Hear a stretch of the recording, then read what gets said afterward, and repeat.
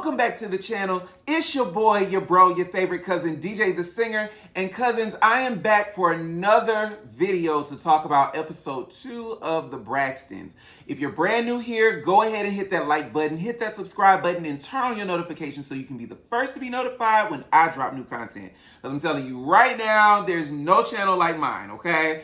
You guys, I'm not gonna hold you long. I'm gonna just go ahead and jump right on in. This season is already starting out to be just a flat out shit show. Earlier this week, I saw Tamar on social media doing a lot of promo for the show, and she's reposting a lot of feedback coming from fans of the show.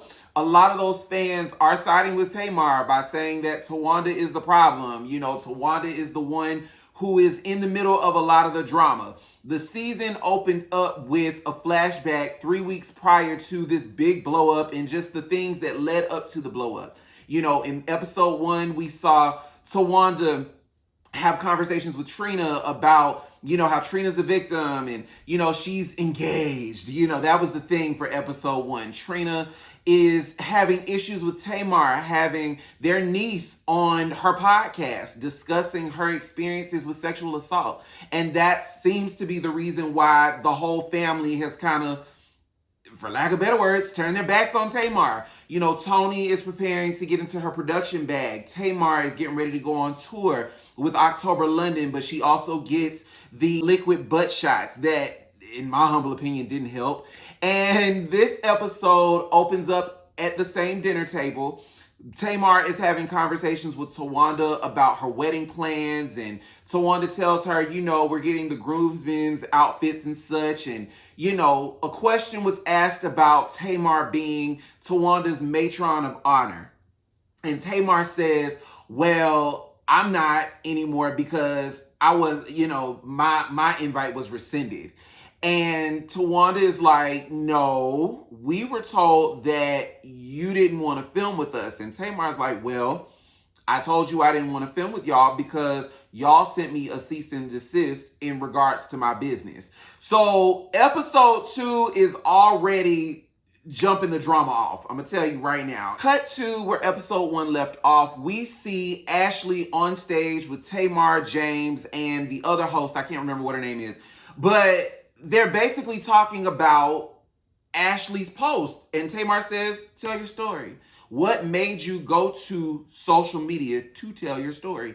And I will just say, based on what Ashley said, it made me think about my own experiences. And this is a story time that I will get into before the end of the year. I will tell you guys about how I got jumped by the star football player at South Carolina State University simply for being who I authentically am, and how the school covered it up to protect that football player, and how everybody had their own opinion. But one thing Ashley talked about on this platform was, how long are you going to hold yourself hostage? How long are you going to feel guilty for your experience? At some point, you have to talk about it. And sometimes the only way to talk about it is to go to social media. There are people out there that are experiencing the things that you have, and they are going to validate your experience. They are going to contribute to your healing, and you can do the work. You can do the work, and it does get better. So let me take this moment even to let somebody know, like, whatever it is, even if you have to come to social media to talk about it, come to social media to talk about it, and just tell your story. Tell your story, because all these people on this planet, like, we all share something in common. And one piece of this particular segment of this episode that I think was really validating for Ashley was when Tamar apologized to her for her experience. One thing that I think has not been addressed regarding Tamar, I think this is a sensitive area for her, and I think that this is an area that we may unpack throughout this particular season. If not, I hope we do. And even if we don't, I hope in her own journey, she at some point gets to a place where she can heal from this experience. But I believe Tamar has struggled with sexual assault at some point or another, and nobody came to her defense. Nobody protected her, for lack of better words. And, you know, maybe to some extent she was made to feel like she was the problem in why it even occurred. So that may be part of why she acts the way that she does, why she presents the way that she does, why she always is seemingly in some mess. I just wanted to touch on that because this is one part of episode 2 that I definitely identify with. And before I get into this next scene, let me just say this. I don't know what the budget was for this particular season, but for somebody who obviously works with cameras and such, it looks like to me that they cut some corners. And I'm going to tell you why. Because if you look at Trina in a couple of her green screens, you can tell it's an actual green screen. Like, I learned that on camera, like, it's not good to wear white and it's not good to wear red because red and white both bleed on camera. And so you can kind of tell just in how she moves that number one, it's a green screen. But number two, you know, I'm not trying to police anybody's body or anything of the sort because I know that's what somebody's going to say. But if you look closely, like, you can see where, like, her either her hairstylist or her makeup artist, like, they really cheated her with her wig. Because you can see the lace. Like, I literally sat there and was like, oh no. Like, no. Well, anyway, next scene. We see Trina and the ladies of honor come together to get robes made for all of the maids of honor and something special for Brooke and Tawanda to share together, being that Brooke is a junior bridesmaid. Now, if you remember in episode 1, we found out that Tawanda has never officially had a wedding before. So this particular scene was really special to watch, especially for me because my brother is getting married in the next 7 or 8 months. And so I'm so excited. Like, I'm extremely proud of him, but I got a lot going on mentally because I'm like, oh my God, like, what am I supposed to do? You know, being the best man and, you know, just trying to make sure that that day is flawless and without error. So this was a very short, sweet scene. You know, we see Trina and the girls talk about what they're going to do when they get to Tulum. You know, the things. Well, the next scene, we see that Tawanda is driving Sean to the airport, roughly 6 in the morning. And Tawanda gets hit by a car. And so they rush her to the emergency room. She finds out that she has 2 fractures and she may potentially have to have surgery. I'm going to tell you right now, my heart broke for Tawanda. I don't care what y'all say about her, but that really could have cost her life. And the fact that she only had a couple fractures, you know, a sore shoulder, she lost a tooth. I didn't even know Tawanda had veneers. And when she mentioned it, like in her confessionals now, I'll probably forever be looking in her mouth and at her teeth. But, you know, I can only imagine what that experience was. And I've met Tawanda once. And Tawanda looks tall on camera, but Tawanda is probably in person, maybe 5'7", 5'8". And she's a tiny little thing.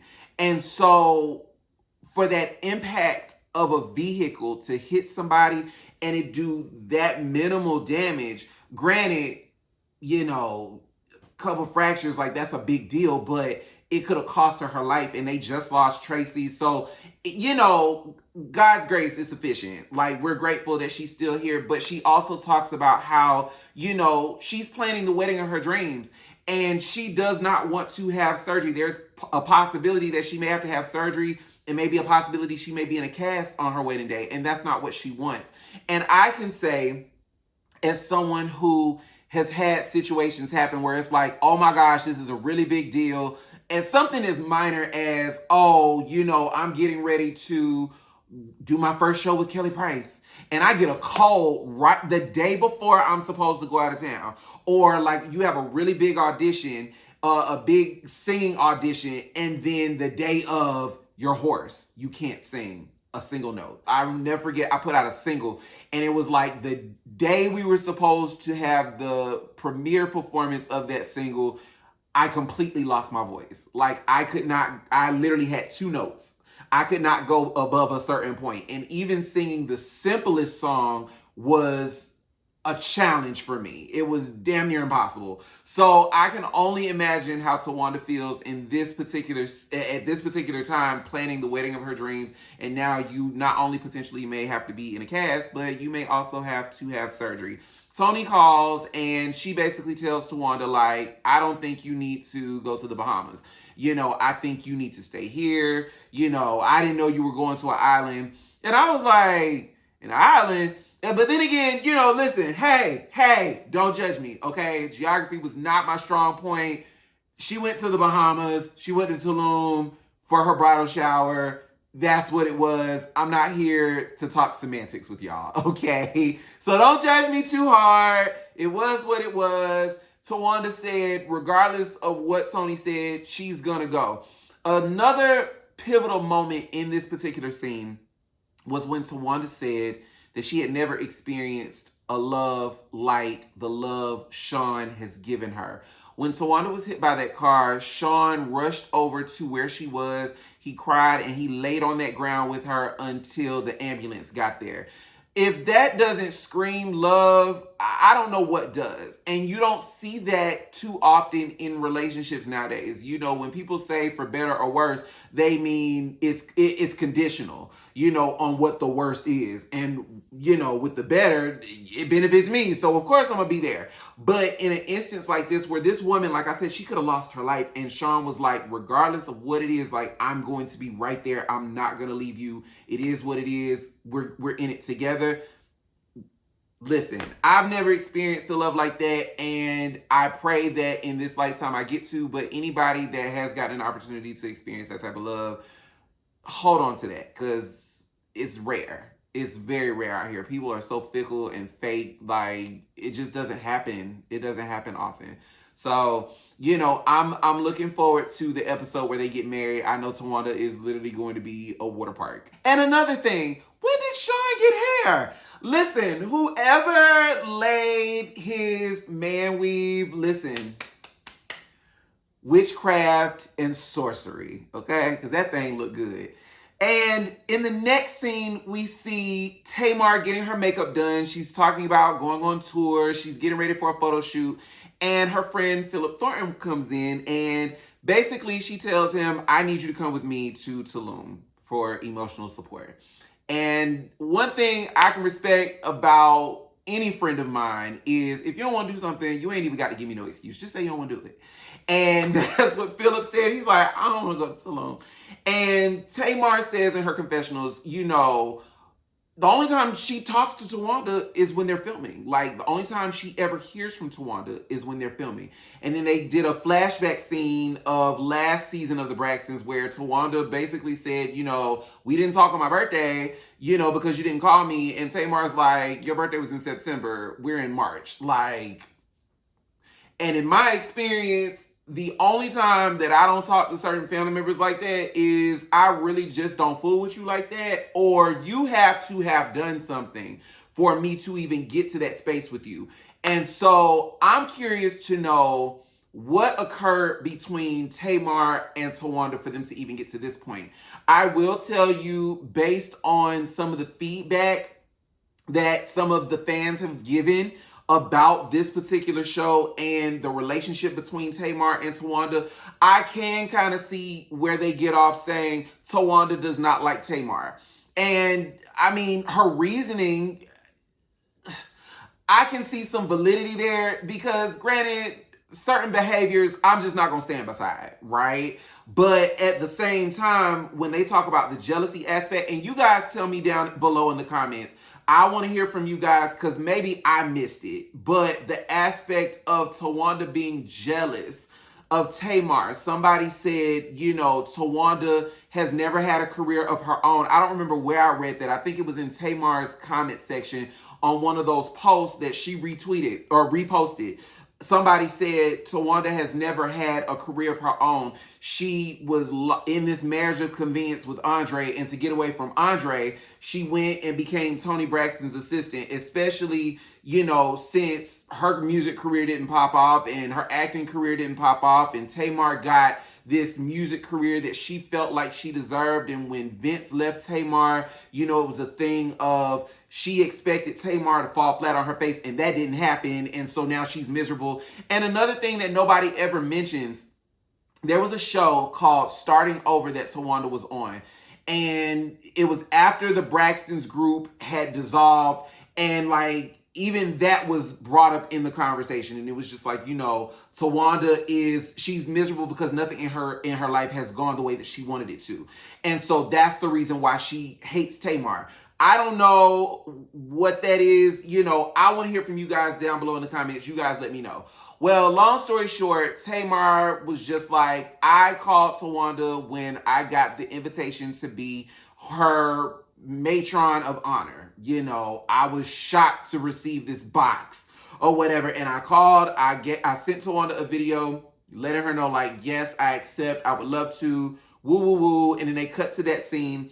And then Tamar said the next time she heard anything from Tawanda, it was when she was receiving an invitation to come to Tulum. Now, if you ask me, right now, Tamar has the upper hand because she's the one with the proof.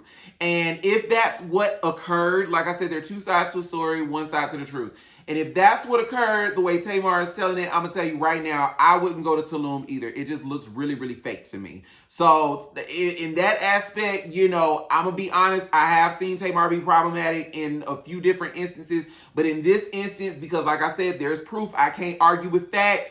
If that's the way it happened, then sis is not wrong. She is very well within her rights to feel the way that she feels. This next scene proved one thing to me, that I am actually closer to getting my foot in the door than I actually give myself credit for. Because I'm going to tell you right now, I saw so many familiar faces in this one particular scene. That photographer and even one of the assistants that was in the background, I was like, oh, I know these people. Hey, y'all. Well, anyway, we see Tamar getting ready, or actually on set, shooting photos for her tour with October London and Ro James.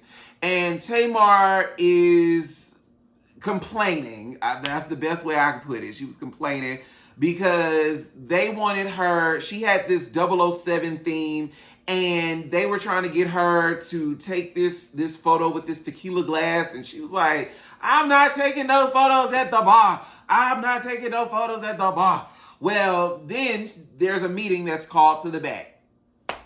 Philip Thornton comes out, and, you know, Tamar's just like, who you telling on? Who you telling on? Like, just because I don't... like, it was just, it's so much. It's so much. It was just really a lot. It didn't need all that. Now, whoever did her hair and makeup, baby, that wig was laid, okay? The wig was laid, the face was beat.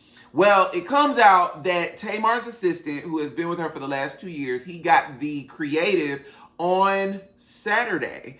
And here we are the day of the shoot, and it's revealed that Tamar didn't get those details until 24 hours before the shoot. So Tamar then switches, you know, her aggression, and she's like, I'm not mad with you, the staff. It's my assistant. I was like, oh, girl, listen, I understand an opportunity, right?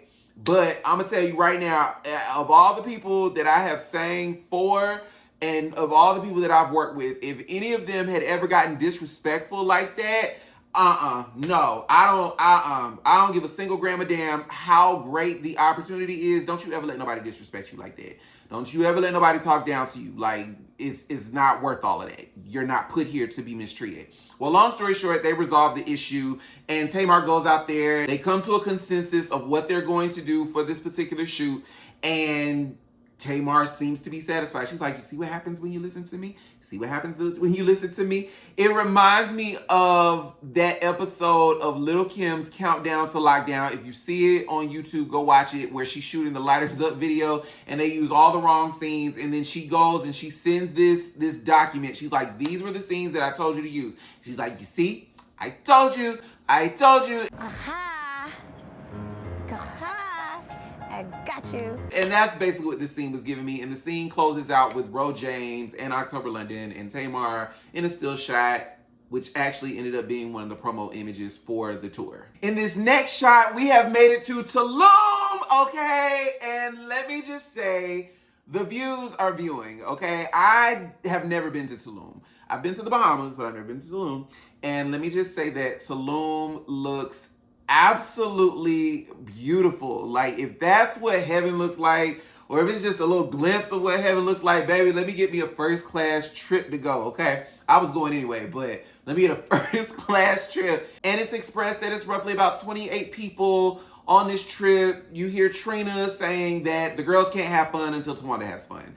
Tawanda expresses that, you know, she's not necessarily feeling her best because she's in a cast and she's real emotional about it. But, you know, she's going to try to make the best of her trip. We then see Tony call Miss E, who is sitting in a restaurant. And, you know, we see a cut to scene where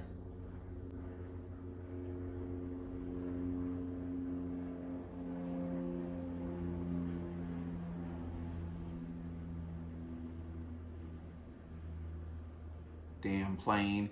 Anyway, we see Miss E on the phone with Tony, and we see a cut to scene where she's on Tamar's podcast and she's talking about her book, For Bitter or Worse. And Tamar asked Miss E, you know, do you think that you're bitter? And Miss E said no. Now, I think everybody can agree with me when I say I think that Miss E is still bitter. You know, I think there will always be, there's a certain thing that happens when someone that you love cheats on you, but it's something totally different when the person that you love cheats on you and then they go and marry the person that they cheat on you with. That's a whole other thing. You get over it, but you don't really ever get over it. It's almost like a death. It's like you don't necessarily get over it. You just kind of learn to deal with it. And I think when it comes to Miss E, I think she kind of, in a lot of ways, just kind of had to adjust and she just kind of learned how to deal with it. And a lot of that rubbed off on the girls, which is why they all have issues in their relationships. This is why they all have issues with men. This is why some of them, actually all of them, experience a certain level of dysfunction, display a certain level of dysfunction. And it's present. Like, it's not debatable. Like, we see it. We've seen it since episode 1 of Braxton Family Values. And so, if you ask me, I think Miss E is bitter along with a few other things, but I'm nobody's therapist, so I can't diagnose. But I'm just going based off of what I've seen and what I know to be true. We then see, after that scene, Tony. And another thing, let me say this before I go to the next scene. Tony, I feel you, girl, because my sibling doesn't pick up when I call either. Like, especially today. Like, I've been calling this ninja since early this morning, and we've been playing phone tag. He finally called me. It's like 7 o'clock tonight, and I was like, I'll call you tomorrow. I don't feel like talking now. I've been talking all day. In the next scene, we see Tawanda step away, and her friend Jamie comes to check on her, and Tawanda's talking about how she misses Tracy's energy and how, you know, if, out of all of her sisters, you know, she misses Tracy's energy. She wishes Tracy was here to celebrate this moment with her. And, you know, she's feeling away because none of her sisters are showing up for her wedding day. She states that Tamar even told her, I can't come because this is my birthday weekend. So, you know what? I totally feel Tawanda. I would feel some type of way too. I don't care it's your birthday. I'm getting married. You're gonna have plenty of other birthdays after this. But I only get married one time. Jamie then tells Tawanda, like, you're getting married. Hey, you need to tell your sisters how you feel about this. Get this off of your chest so you don't carry this. You gotta talk to your sisters, but you're getting married in less than 30 days. And your focus needs to be on this. Your focus needs to be on having fun this weekend with your girls. And I totally agree. You know, all that BS aside, like, girl, enjoy your time. Because you about to get married. And once you lock in, like, it's you and Sean, nothing else matters. And if you ask me, I think that the sisters have kind of had this close-knit relationship. And even Jamie said it, like, Tawanda's always been the one to do everything. She's been there for all of their weddings. She's been there for them in their highs, their lows, and everything in between. And this one time that she asked all of them to come together for her, she felt some type of way. And so I don't blame her. We've seen it in previous seasons. Tawanda has always been right there front row and center. It might be one or two times where she couldn't. But I even remember that one episode where they had that performance and Tawanda needed to walk her son in for the first day of school. LA to Atlanta, that's minimum a 4-hour flight. That's not a quick turnaround trip. So that's a lot of moving around. And so the fact that she did it and she still was able to show up for that particular event, like that says a lot about Tawanda's character. So yeah, those girls, I'm sorry. I can't side with y'all on this one. Y'all were wrong for not showing up for that girl. At some point, Tawanda tells Trina basically like, I would have liked for my sisters to take care of my wedding plans because they wanted to. And Trina's like, I feel you on that, you know. And I'm gonna tell you right now, there's an old saying that says, let people do what they want to do so you see what they'd rather do. And that applies not just in relationships, but in all aspects of life. If you just give people the space and room to do whatever it is that they want to do, they will show you exactly what they want to do. And so I can't even be mad with Tawanda. But at the same time, in the next scene, we see Tamar getting her nails done, you know, and she even has the producer confirm, like, did you not tell me that Tawanda said don't come? Now, let me tell y'all something. This is not even a thing with Black women. This is a thing with just people in general. But where I'm going with this is, I have a mother, a Black mother. And sometimes my mom will ask me to do stuff. And in the moment, I'll say yes. But then sometimes things come up and I can't.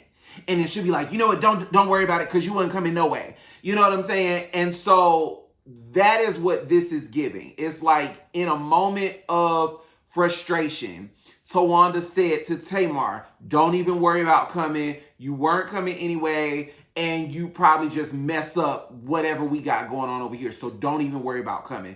And so I can't even be mad with Tamar. Once you invited me and then you told me not to come, like, I know what I told you, but if I'm making arrangements to show up for you and then you still tell me not to come, I'm gonna go and make other plans. So you really can't be mad. And so once again, this is where I get off saying, like, Tamar is looking like, you know, the hero in this instance, and Tawanda, all these T's, Tawanda is looking like the villain in this instance. You also see, you know, Tamar chastise her assistant.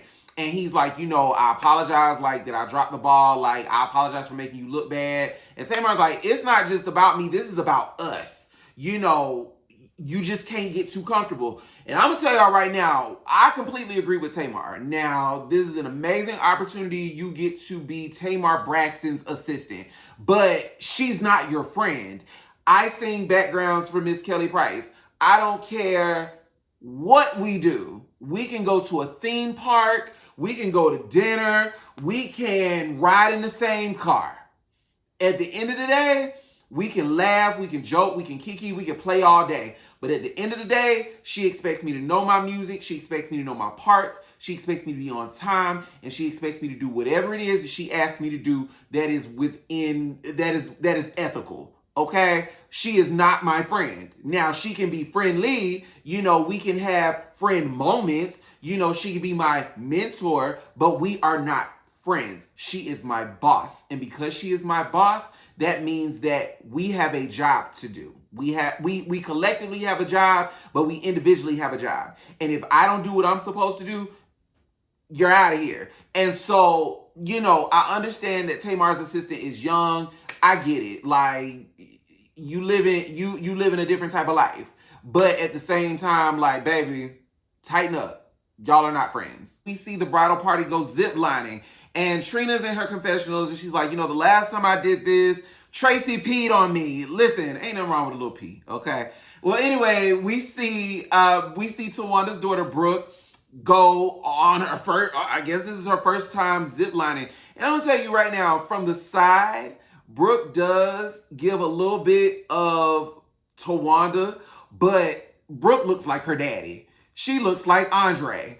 And, you know, Tawanda talks about how she really wishes she could be up there ziplining and just really be there for her daughter's first adventure.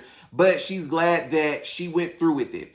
In the next scene, we see the girls playing this game where you have a joker and the joker has to make somebody laugh, the subject laugh. Now, I'm going to tell you right now, if my brother decides to play this at his bachelor party, I'm going to tell you right now, like, that's easy to do. My brother's a clown, so I can do anything and make him laugh. I don't care how serious he tries to be. Well, anyway, we see that Trina has up and disappeared, you know, during the game where the bridal party has to guess things about the bride. You know, where did her and Sean have their first date? You know, who was her childhood crush? Which we, you know, if you've been watching the show as long as I have, you know it's Hill Harper. Well, like I said, Trina has up and disappeared. Come to find out, Vaughn, which is Trina's husband, has been rushed to the hospital for congestive heart failure. And so Trina's like, I'm getting out of here. Like, I gotta go check on my husband. Vaughn's like, why would you do that? And Trina's like, because if the shoe was on the other foot, like, what would you do? And given that Trina has already lost one husband, she ain't trying to lose another one. So I'm gonna be honest, I don't blame her. And that's the end of the episode. So I want to hear from you guys. It looks like things are starting to heat up. And I'm interested to see what's gonna happen in episode 3. I'm gonna do my best to get these episodes out on time. This is week 2 of me being delayed. I'm sorry. Over the weekend, I had 2 research papers and a bunch of other schoolwork to do. Like, that had my priority. I'm sorry. But I'm definitely going to do better with being more timely. But I want to hear from you guys down below in the comments. What do you think, you know, about this episode? And what do you think about everything that's happening in the media right now? Like I said, they are tearing Trina up about, you know, just keeping secret about Gabe. And Tamar, like I said, I got to side with her because she the one with the proof. And it's looking like, yeah, Tawanda, you did shoot yourself in the foot by telling that girl not to come. But all in all, I want to hear from you guys down below in the comments. I said that already. But I'm your cousin of music, DiiJai The Singer. If you haven't already, go ahead, hit that like button, hit that subscribe button, turn your notifications on so you can be the first to be notified when I drop new content. And until next time, I'll see you guys this weekend for episode 3. I love y'all. Mwah, mwah, mwah, mwah, mwah. Y'all stay far away from haters. They make you itch. And y'all stay safe out here in these streets because it's really weird out here.